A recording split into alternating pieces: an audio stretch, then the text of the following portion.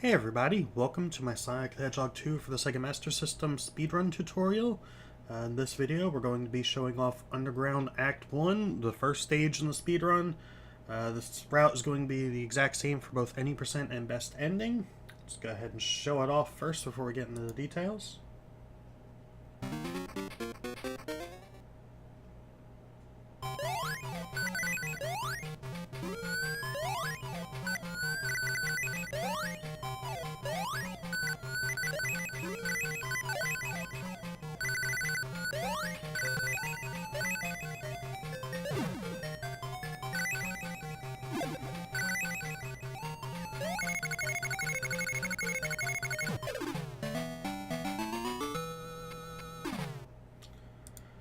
Alright, that's how it should look. Now let's go ahead and explain some of the stuff. This is a very simple platforming stage. It's mostly just full of jumping. So we'll go ahead and start. Just from the get-go, I like to start with a small roll jump. If you haven't played this game before, roll jumping is the fastest form of movement through the game. This game was pre-spin dash, so we don't have that available to us. So I do a small jump. Ideally, I'd want to actually land on that ramp. I think I came up a bit short in this. I do a medium-sized jump off that ramp, and then right about here, we're going to do another medium-sized jump, roll jump specifically. If I say jump during this tutorial series, it's going to be a roll jump. And we're going to take this slope down, and we want to do a jump there. Another medium size. Your goal is to land up in here. You don't want to hit the spikes, and you also don't want to hit the ramp, because that'll cause you to lose speed. And obviously hitting the spikes is just going to knock you back.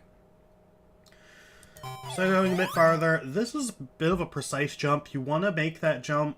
That's kind of one of those things you just have to get used to. Up to the top of the ramp again. If you do it too small, you'll hit this. If you do it too big, you'll actually bonk and still end up down here. So you don't want to do that. It takes a little bit of practice. This section loves to eat inputs, as you'll see. The best thing I can recommend is just kind of spamming the buttons a little bit.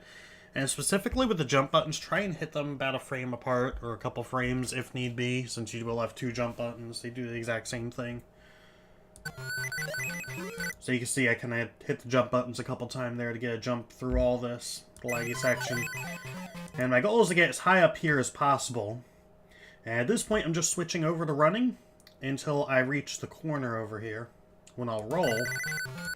And right at this little point here is when I do a jump up to here. A big one. And I'll hit that enemy. Do another big jump before you hit the edge here. And you're going to land up here. At this point, swap to running. Pardon me. And my goal is to do a roll jump right as I get to this enemy. It'll actually take the enemy out. And then just hold right.